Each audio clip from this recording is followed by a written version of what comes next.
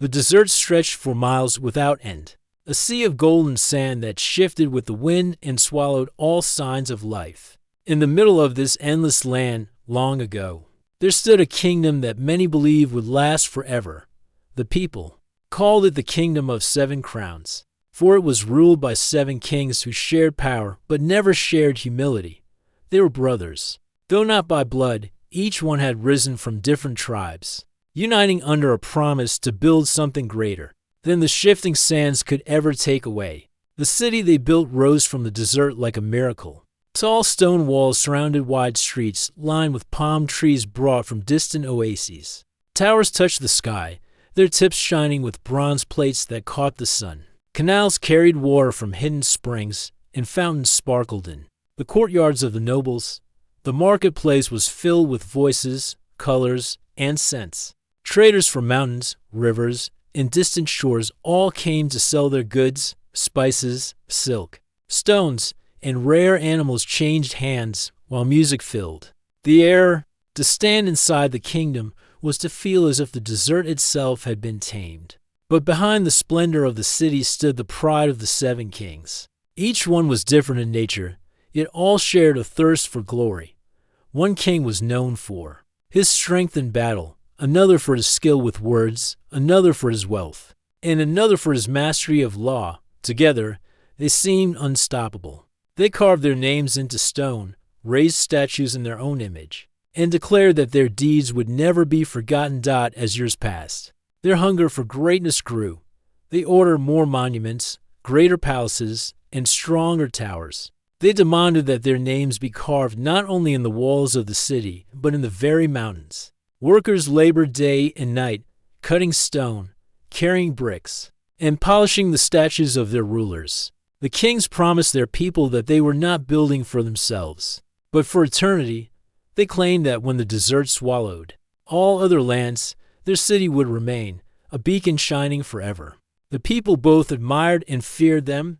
The kings gave order to the land, but their pride often weighed heavily on the shoulders of the poor. Farmers gave more of their harvest, builders worked longer under the sun, and soldiers marched to guard borders that stretched further each year. Still, the kingdom flourished, and many believed the words of the kings. If anyone questioned their pride, their voices were drowned by the sound of trumpets and celebrations that filled the city almost every season.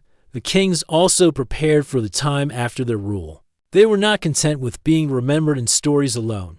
They demanded that great tombs be built in the desert beyond the city, where the sand met the mountains. Each tomb was to be larger than the last, carved deep into stone, painted with the stories of their lives, and filled with treasures that reflected their power. They believed that death was not the end, only another chapter in which they would still reign. The tombs were designed to last forever. Walls were painted with bright colors that told of battles won, journeys taken, and wisdom spoken. At the heart of each tomb was a chamber where the king would rest, surrounded by gold, weapons, scrolls, and gifts brought from every corner of the land. Guards were placed outside, and the kings declared that any who disturbed their sleep would face punishment not only from the living but from the spirits themselves. The idea of a curse spread among the people, and soon even the bravest men avoided walking too near the tombs. In the last years of their reign, the 7 kings stood together in the great hall of the palace and declared their final vow. They swore that their names would never fade, that their city would stand beyond the fall of time, and that their tombs would outlast even the desert winds. Their words were spoken with fire in their eyes, and many in the hall believed them. Others, however, felt a shadow stir, though they could not explain why. Seasons turned, and the desert crept closer. Sin began to swallow the fields beyond the walls. Traders who once came often began to take new routes, following rivers that flowed elsewhere. The canals of the city grew dry, and the fountains that once sparkled began to lose their shine. The people worked harder than ever, yet still the city began to wither. The 7 kings, however, did not bend. They held onto their vow, speaking of their eternal glory even as cracks formed in their walls and silence fell in their streets. They reminded the people of the tombs, of the treasures within, and of the stories painted in stone.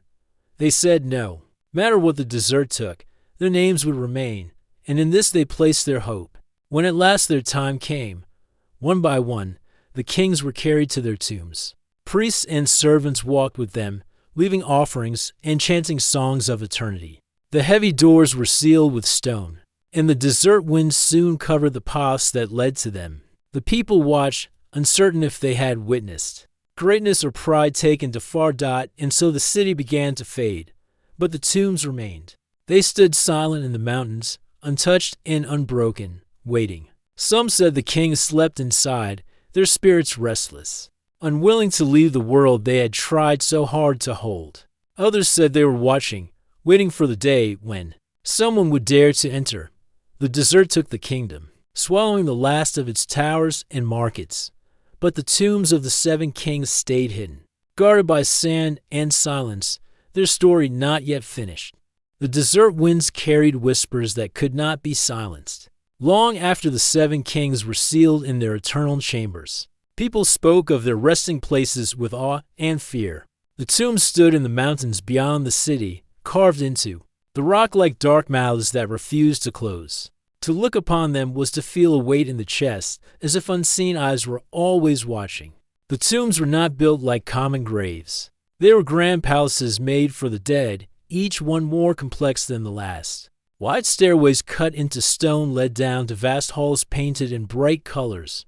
On the walls, scenes of battles, coronations, and victories were drawn in such detail that they seemed alive when torchlight touched them. At the heart of each tomb, deep underground, lay the burial chamber. Here the king rested on a stone bed, his body wrapped in linen, surrounded by treasures, golden cups, jeweled crowns, carved statues, and scrolls that told of his rule. But the tombs were more than monuments of stone and treasure. They were also bound with words of power, carved into the walls by priests at the command of the kings themselves. These words were warnings and oaths. They declared that any hand daring to disturb the kings would be cursed. Some believed these were only threats meant to scare thieves, but others swore that the kings had tied their very spirits to the stones. It was said their voices could still be heard in the echoing halls, even after centuries. The people of the kingdom were careful. They kept their distance, leaving offerings at the outer gates of the tombs but never stepping inside. Farmers sometimes laid baskets of grain, and travelers left jugs of water, whispering prayers for safety. Children were warned never to wander too close to them. The tombs were not places of memory, but places of shadow. Still, curiosity grew among some. A few men, driven by hunger or greed, tried to break the sealed doors. They carried picks and hammers, believing that treasures waited for those brave enough to ignore the curse. Yet their stories never ended well. One man returned to the city trembling. His hair turned white though he was still young.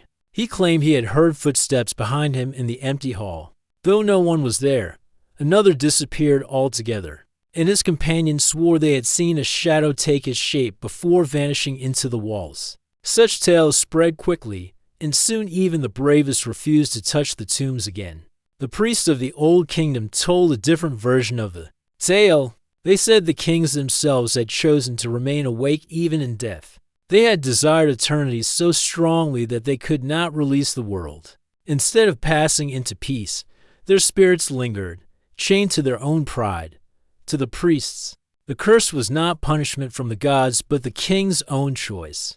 By binding their names to the tombs, they had also bound their restless souls. Generations passed, and the city of the 7 crowns faded into ruin.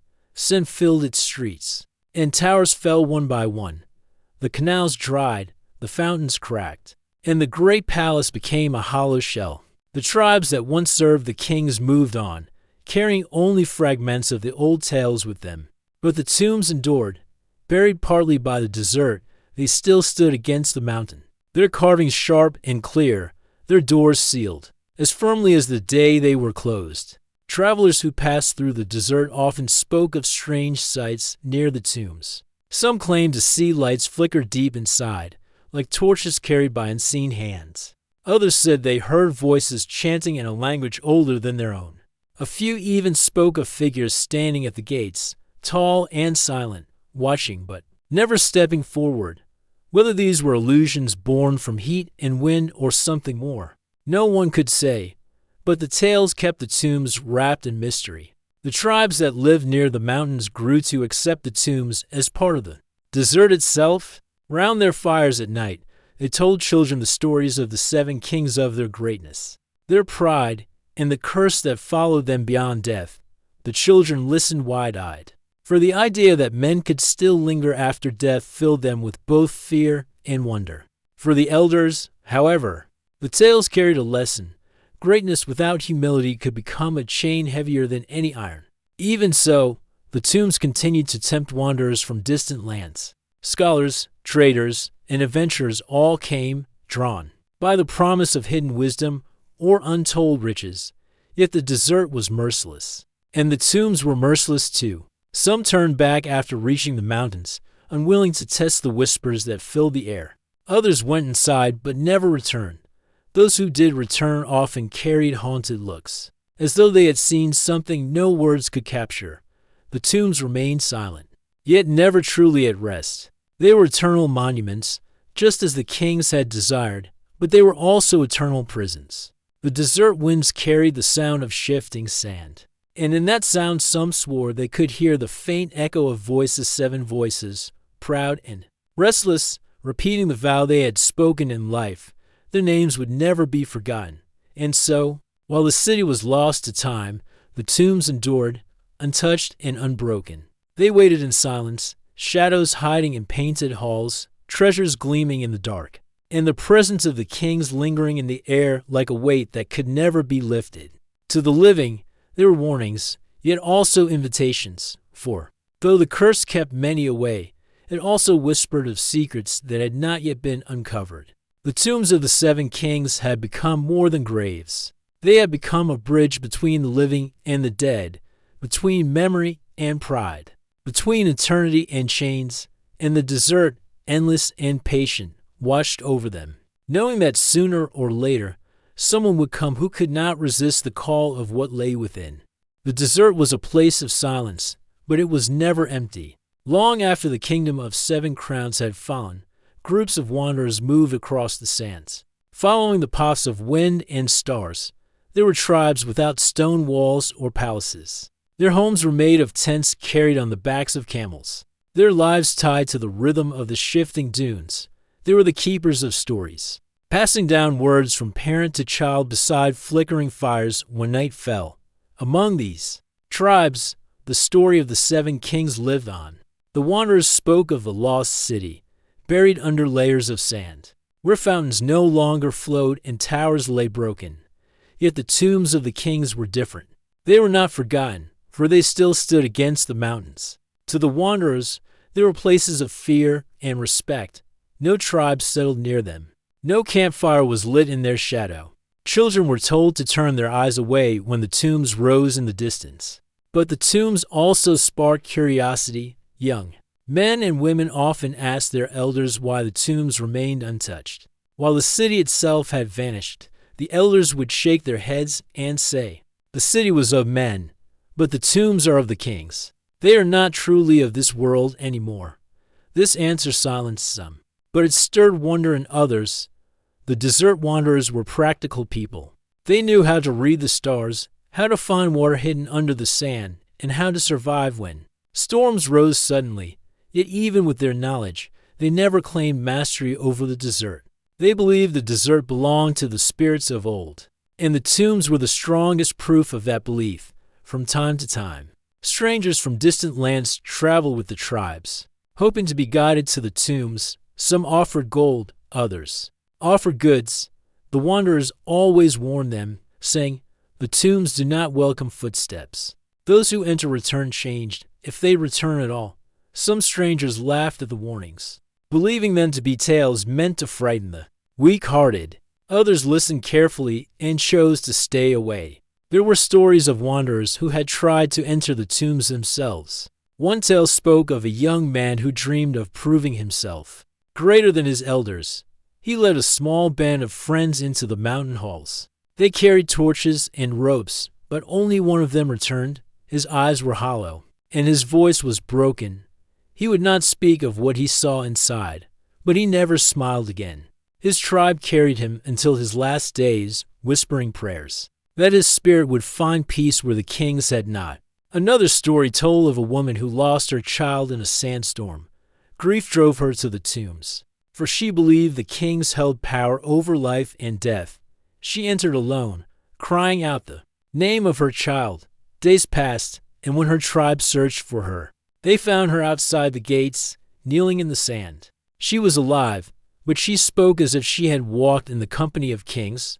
Her words were strange, her eyes distant, and she lived the rest of her life apart from others, to the tribe.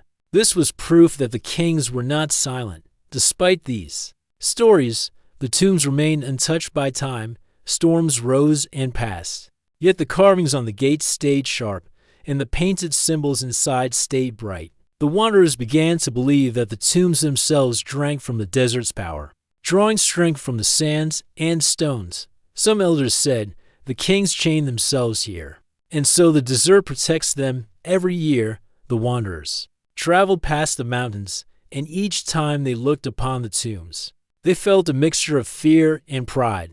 Fear, because the kings were restless shadows that no man could command. Pride, because the kings had been human once, flesh and blood. Like them, it reminded the wanderers that even men could carve their mark deep enough to outlast the ages. At night, around their fires, the tribes told the tale of the 7 kings to remind themselves of 2 lessons. First, that pride can chain even the greatest men. Second, that memory is both a blessing and a burden. The children listened with wide eyes, and though they promised never to go near the tombs, the fire in their imaginations often carried them there in dreams. For the wanderers, the tombs became more than graves or ruins. They were part of their history, part of their very path through the desert. The kings had fallen, but the desert endured, and the wanderers endured with it. Each generation carried the story forward, shaping it a little differently, but always keeping the heart of it alive. As seasons turned, the desert tribes came to believe that the tombs were waiting, not waiting for treasure hunters or for kings to rise again, but for someone who could understand the truth of what lay within. The wanderers did not know who that person would be, nor when they would come. They only knew that the desert kept its secrets, and the tombs of the kings were the greatest secret of all. So the wanderers continued their endless paths, moving from oasis to oasis, raising tents under the stars and whispering their tales to the young. And always, behind their words, there was the shadow of the tombs, silent, enduring, and restless, watching the desert as the desert watched them. The desert had swallowed the kingdom of 7 crowns, but the story of the tombs lived on. Traders spoke of them in whispers, and wanderers repeated the tales at their fires. The tombs stood like silent giants, watching the ages pass, untouched by storms or time. It was into this land of sand and shadow that a scholar named Rian arrived. Rian was not like the treasure hunters who sometimes crossed the desert, hoping to find gold or jewels. He was a man of learning, who carried maps rolled in leather and scrolls filled with faded writing. His robes were travel-stained, and the sun had darkened his skin, but his eyes shone with restless curiosity. From his youth, he had studied forgotten histories, listening to stories of kings and lost cities. Among them, none fascinated him more than the 7 kings who bound themselves to eternity. Rian believed that inside the tombs were not only treasures but also knowledge. He had read fragments of old records from distant lands that spoke of the kingdom of 7 crowns. Those writings hinted at wisdom carved into walls and secrets locked away with the dead. To Rian, such knowledge was worth more than gold. He did not seek riches, but understanding.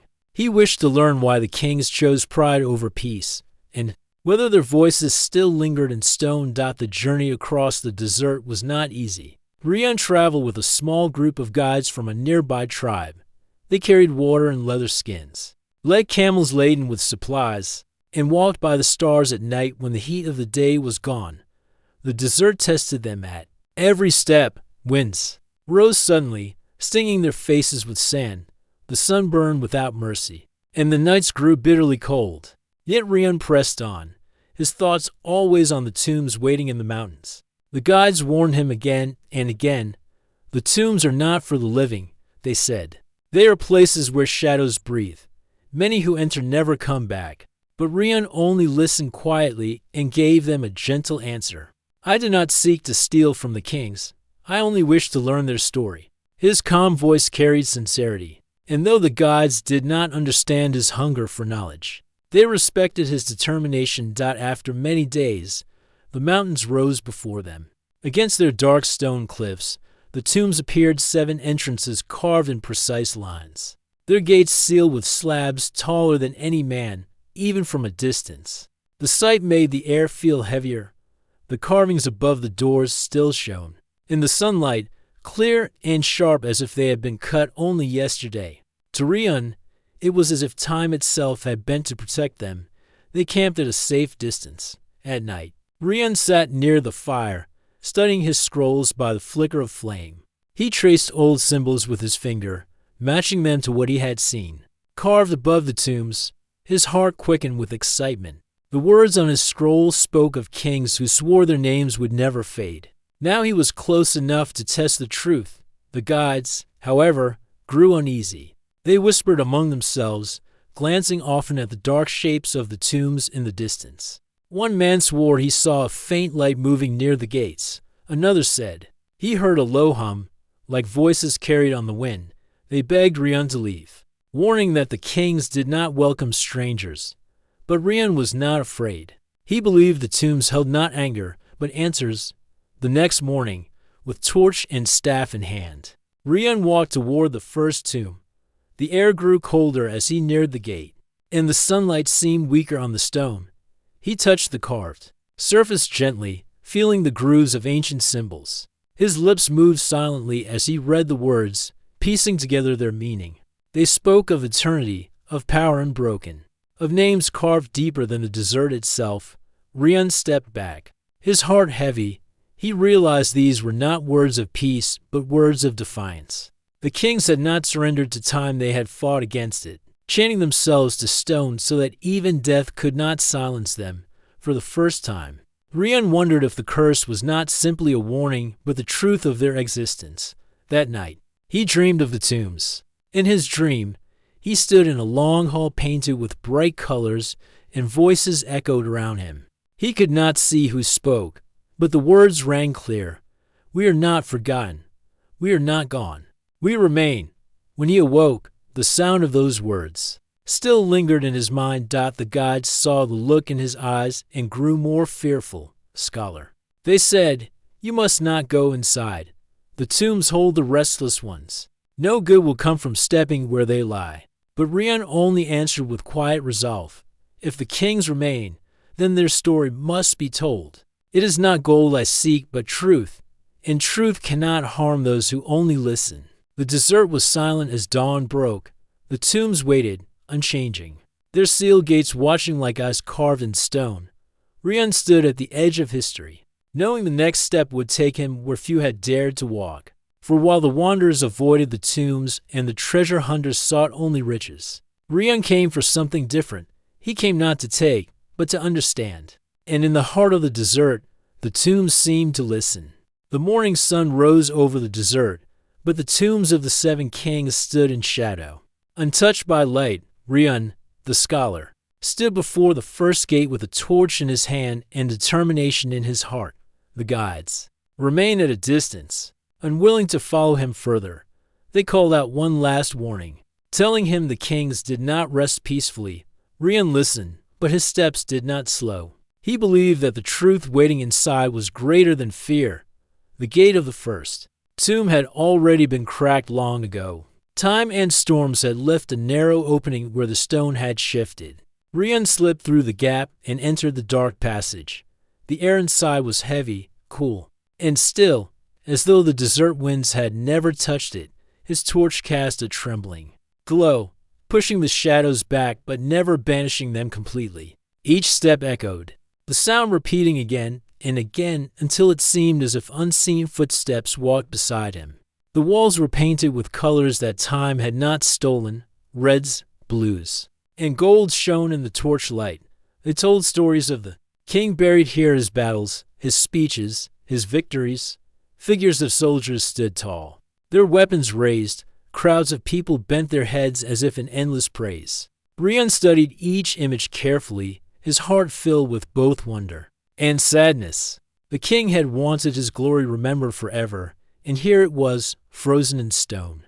Yet as Rian moved deeper, he noticed something else. The eyes of the painted figures seemed alive. Wherever he walked, their gaze followed.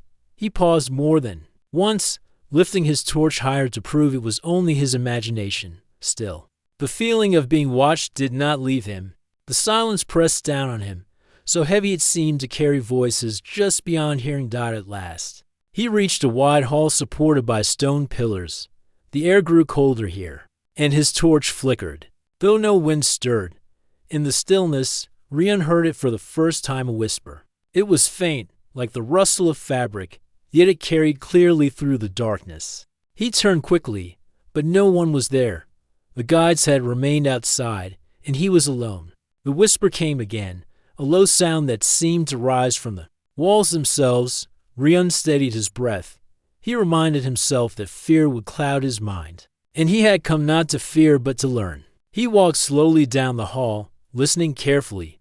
The whisper became clearer, though still he could not catch the words. It was as though the stones themselves remembered voices long gone, repeating them softly to whoever would listen. At the far end of the hall, he found the burial chamber. A heavy stone bed lay in the center, and on it rested the shape of the king, wrapped tightly in linen that had darkened with age. Round him were treasures, golden bowls, carved statues, and ornaments of shining metal. They gleamed in the torchlight, untouched for countless years. But Rian's eyes were drawn not to the treasures, but to the walls. Here, the paintings were different, no longer scenes of victory. They showed strange images. A figure stood with outstretched hands, chains running from his wrists into the earth. Another showed 7 tall shapes, their faces hidden, surrounded by darkness. The colors here were sharper, the lines more urgent, as though painted in haste. Rian traced the carvings with his fingers, and the whisper in the chamber grew stronger. This time, he understood part of it, a single word repeated again and again, remember. The voice was neither angry nor kind, but full of longing. Rian stepped back, his heart racing. It was true. Then the kings had bound themselves here. Their voices had not faded with their bodies.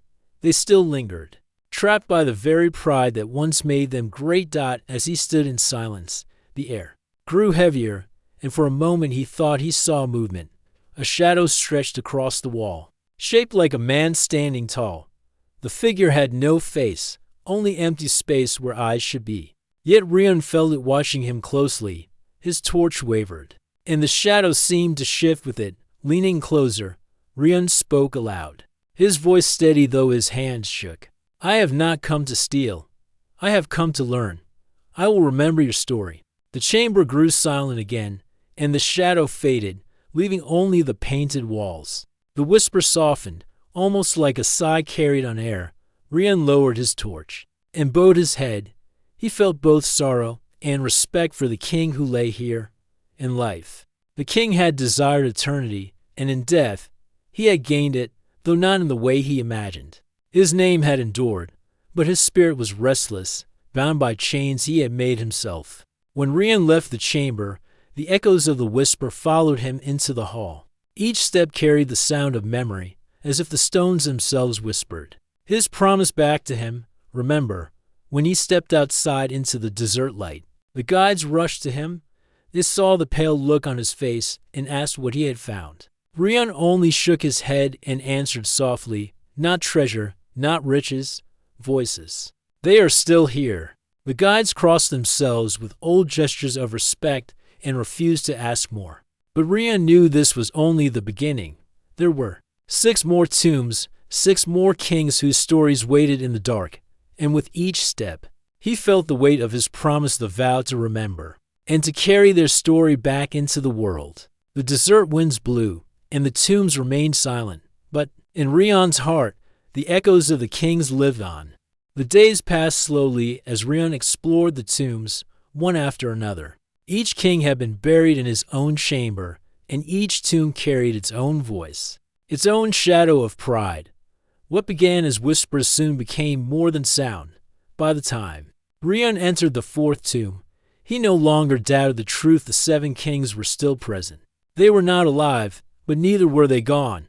The deeper he walked, the stronger their presence became.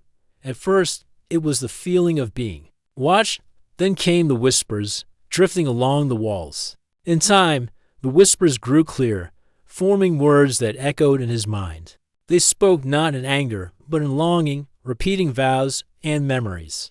It was as if the kings were caught in their final thoughts, unable to move beyond them. Inside the fifth tomb, Rion saw figures painted not of victory, but of sorrow. The walls showed the king standing tall above his people, but their faces were weary, their hands empty.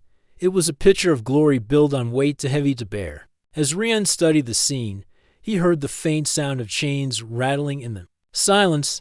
He turned, but no one was there. Still, the sound followed him until he left the chamber. By the sixth tomb, his torch flickered as though disturbed by an unseen breath. The air was cold and sharp, though outside the desert sun still burned hot. Here, the voice was louder, deep and steady. It spoke of promises, of vows carved into stone. The king had sworn that his name would never fade, and the voice carried that oath like a burden. Rion bowed his head and whispered back, "Your name is not forgotten." The air grew still, and for a moment, it seemed the spirit was listening. At last, Rion stood before the seventh tomb. It was the largest, carved deep into the mountain like a great hall. The gate was marked with symbols sharper than any he had seen before. They spoke of eternity, of chains unbroken, of eyes that watched forever. The guides begged him not to enter, but Rion could not turn away. He felt that all the other tombs had led him to this one. Inside, the halls were vast and silent. Pillars rose like trees, their surfaces carved with endless names and titles. The torchlight revealed shapes that seemed to move in the corners, though when Rion turned, they were gone. The silence here was heavy, almost painful, pressing against his ears. In the burial chamber, the final king rested. His stone bed was higher than the others, his treasures greater, his walls filled with scenes of conquest. Yet beneath the paint, Rion saw cracks. Lines ran through the faces, as though the images themselves could not hold together. He raised his torch and looked closer, and then he saw them. 7 figures stood round the chamber, tall and still, their forms like shadows pressed into the stone. They were not painted, nor carved, but made of darkness itself. Their eyes glowed faintly, golden and distant, and their gaze fell upon him. Rion's breath caught, for he understood these were the kings, restless and bound, their pride keeping them chained to the tombs. The air trembled with their voices. They did not speak in unison, but overlapped like echoes in a cavern. "We are not forgotten. We remain. We are the kings." The sound filled the chamber, not with anger, but with a deep sorrow. Rion felt it vibrate through his bones. He knelt on the cold floor, his torch shaking in his hand. "I came not to take, but to know," he said aloud. "I came to remember. You." The voices softened, but they did not fade. One voice rose above the others, heavy with longing. "We desired eternity. We feared the silence. We chained ourselves to stone. Now we are neither living nor gone. We are restless." Rion's heart ached as he listened. He saw the truth clearly now. The kings had been great, but their pride had bound them more tightly than any lock. They had desired to outlast time, and so they had. Yet their eternity was not peace, it was an endless echo, a half-life in the dark. He looked upon the shadows and spoke with steady voice. "You are remembered not only by stone, but by story. The wanderers carry your names. I will carry them too. But greatness does not rest in chains. It rests in the meaning you left behind." For a moment, silence filled the chamber. Then the golden eyes dimmed, and the shadows grew softer, fading back into the walls. The voices quieted until only a faint whisper remained. "Remember." Rion bowed deeply before the stone bed. He felt sorrow for the kings, but also respect. They had achieved what they desired, though in a form they had never expected. Their names would not fade, yet their spirits remained trapped, unable to let go. When he stepped out into the light, the desert sun blinded him for a moment. The guides saw the change in his face. He was weary, yet there was fire in his eyes. He had entered the heart of the tombs and seen the kings themselves. They are still there. He told the guides quietly, not in body, but in spirit. They wait, restless, chained by their own pride. The guides bowed their heads, unwilling to speak. The desert winds howled softly, carrying sand across the mountains. Rian knew he would never forget what he had seen. The kings had not vanished into silence. They lingered, shadows tied to stone, waiting for someone to carry their story into the world beyond Dot, and Rian had become that someone. When Rian left the tomb of the last king, the sun was already setting behind the desert hills. The sky was painted in red and gold, and the sand stretched far into the horizon like an endless sea. He paused on the ridge and looked back at the mountain where the tombs slept. The shadows of the 7 kings remained in his mind, their golden eyes and echoing voices lingering like the sound of a distant bell. The guides waited for him at the base of the slope. They had not dared to follow him into the deepest chamber, but they could see by his expression that he had discovered what no traveler had ever spoken of. Their faces were solemn, their bodies still, as though the desert itself held its breath. "They do not rest," Rian said softly. His voice was steady, though his heart carried the weight of the truth. The kings linger, bound not by chains of iron but by their own will. They wanted eternity, and so eternity claimed them. The guides exchanged uneasy glances, but no one challenged him. They knew the desert carried mysteries, and his words carried the sound of truth. One elder guide stepped forward, his hair white as sand, his voice calm. "Then their story is not finished. You have seen what many feared. What will you do now?" "Traveler," Rian looked once more at the mountain. The wind blew across the stones, carrying with it whispers too faint for most ears. He clenched his hand around his torch, now nothing more than ash and wood. "I will remember," he said, "and I will tell their story. The kings wanted to be eternal. If they cannot find peace in silence, perhaps they will find it in the voices of those who remember them with truth." The journey back across the desert was long, but Rian walked with steady steps.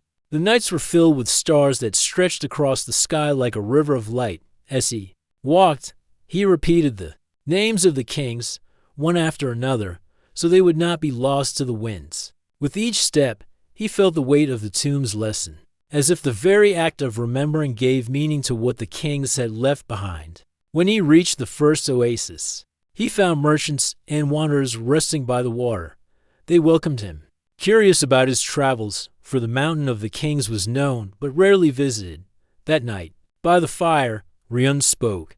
He told of the tombs, of the grand halls carved from stone, of the painted walls that showed both glory and sorrow. He described the silence that weighed upon the chambers and the shadows of the kings, who lingered still.